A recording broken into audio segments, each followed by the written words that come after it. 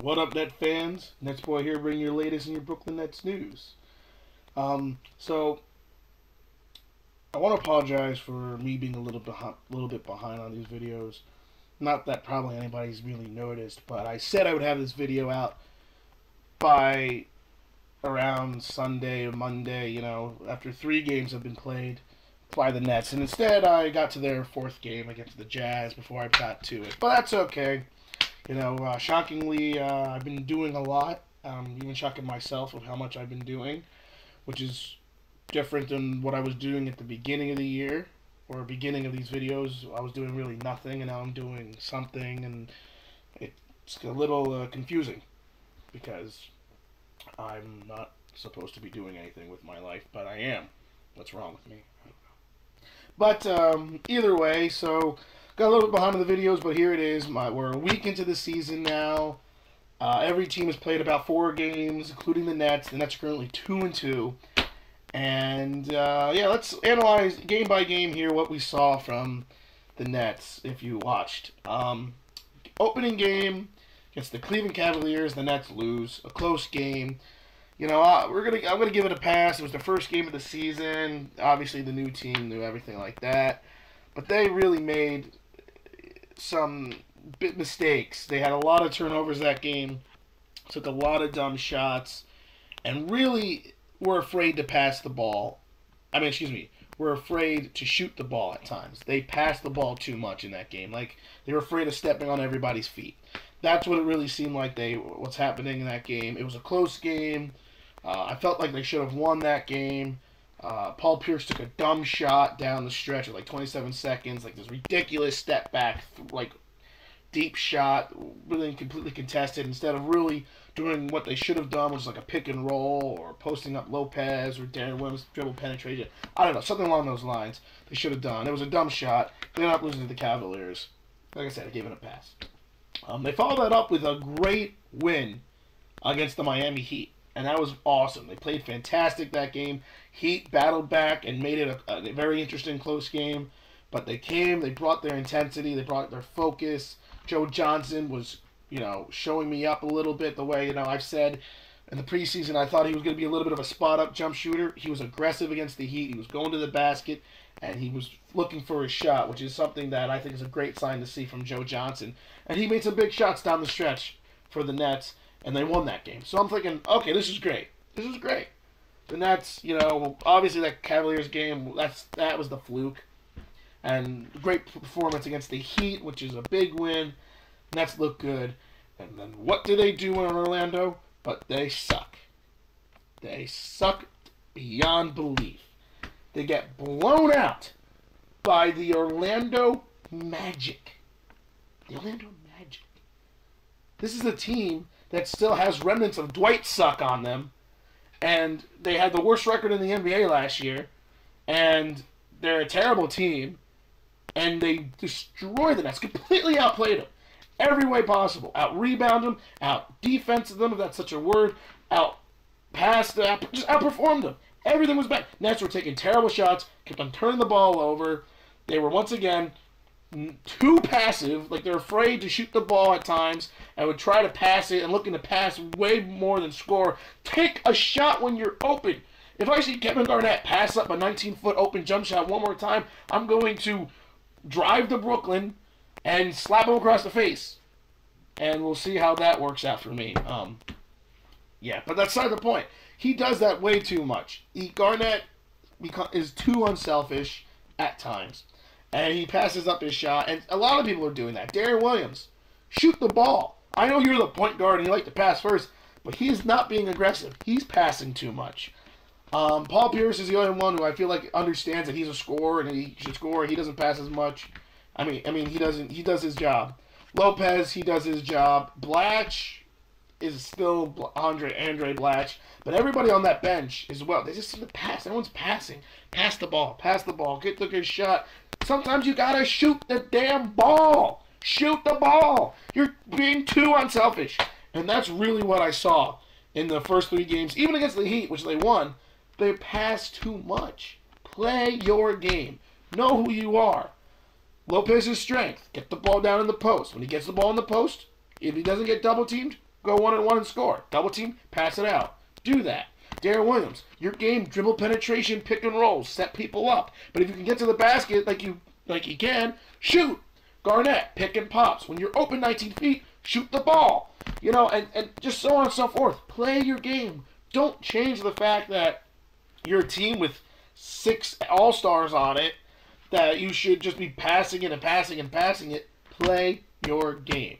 And that's the one thing the Nets have not done in the first 3 games of the season.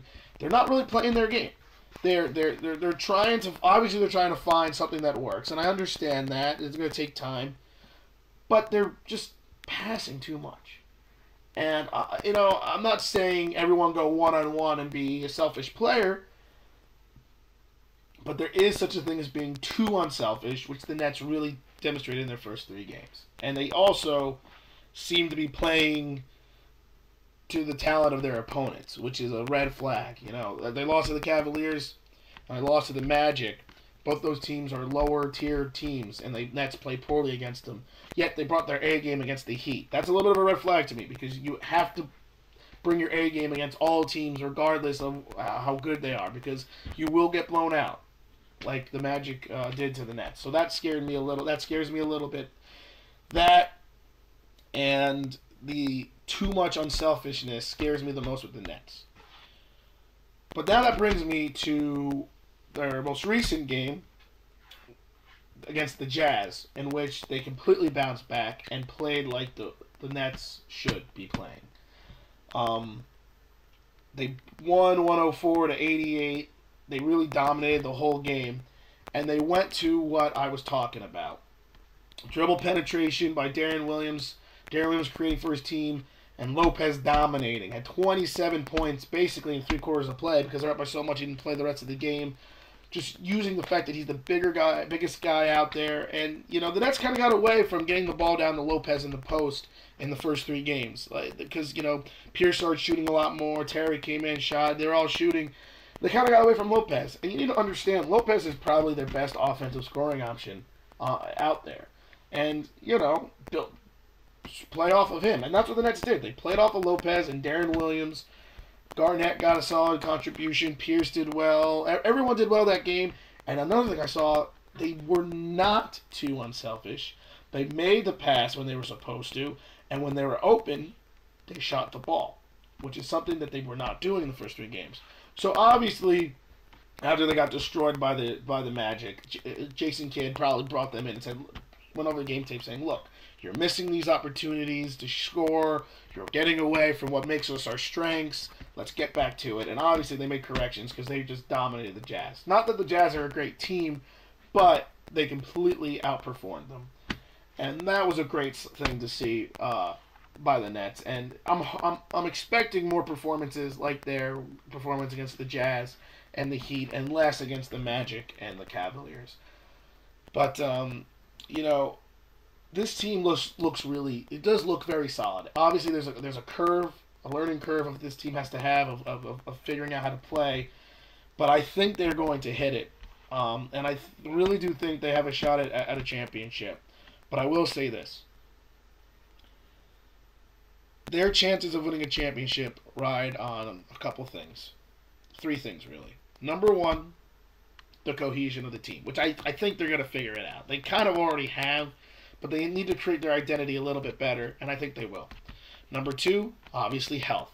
The health of everybody, regardless. Darren Williams, Brook Lopez, Garnett, Pierce, everybody. Health of the team. And finally, Darren Williams and Brook Lopez's play. Those 2 players. It doesn't matter how Garnett and Pierce do and Terry do. They obviously are going to help, and they're going to be a key piece to the Nets. The success of the Nets, though, falls on Lopez and Darren Williams. The Nets are only going to be as good as those 2 players play. Darren Williams, mostly. Brook Lopez, I'm saying Brook Lopez because he is such a low post presence, and really he can be one of the best centers in the game. He can have such a big impact in the game with his low post scoring and defensive presence that he is a big factor. But more important than him is really Darren Williams' play. And here's why.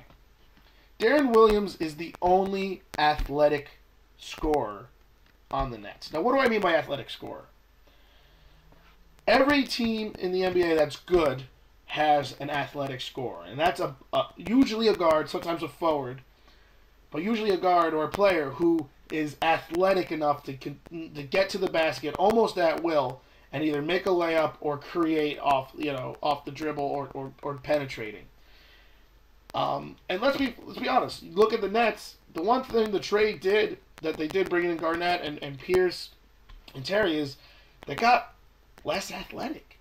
Marshawn Brooks was relatively athletic. Jared Wallace was very athletic. Chris Humphries was very athletic. These guys were athletic players that they got rid of. Pierce, he's not super athletic, Pierce, let's be honest. He can get to the basket. He certainly can, but that's not his strength. Garnett's not athletic anymore, and Terry's always been a shooter. So, whoa! Brightness. Jeez. Kind of computer screen just flashed in my face there. But that's the one thing that is the truth about the Nets. Deron Williams is the only player who can become a slasher and score. Pierce can do it. He's done it. And Joe Johnson can do it, but that's not their strengths.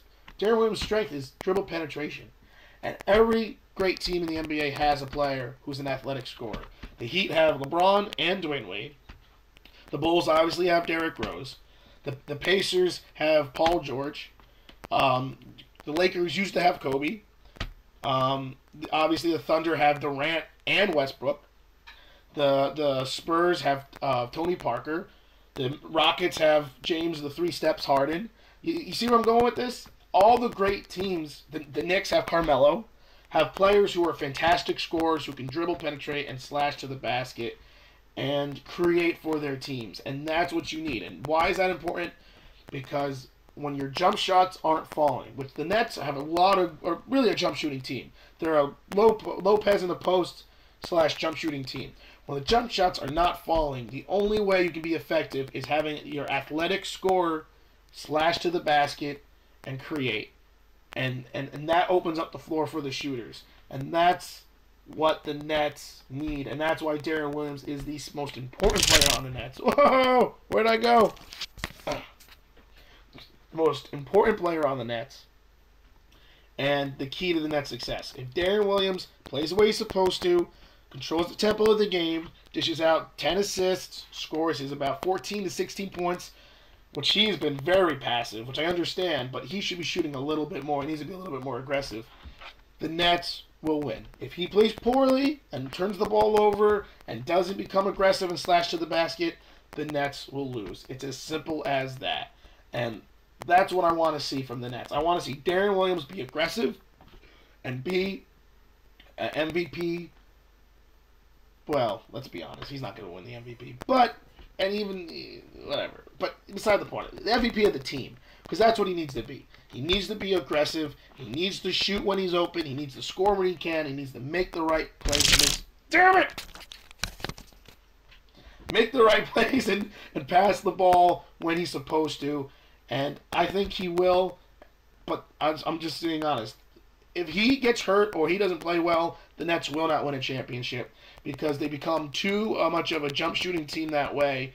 And not a good enough of a complete team. They need Deron Williams, and that is going to be the key to the Nets' success. But overall, the Nets are 2-2 now, and I think they're only going to get better. And I still think they're going to win a championship, and that's not just me being a fan. I do believe that they are in my opinion, have the best team of all the teams who are going to be good.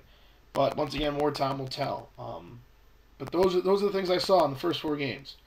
So we'll see what happens, obviously. So hopefully next week I'll actually have another video in actually a week time frame instead of a week and a half or 2 weeks, which I've been doing. But we'll see what happens. Just be on the lookout for these videos anyway. So that was the first week of the NBA season. And to the second week. Till then, this is NetsBoy, signing off.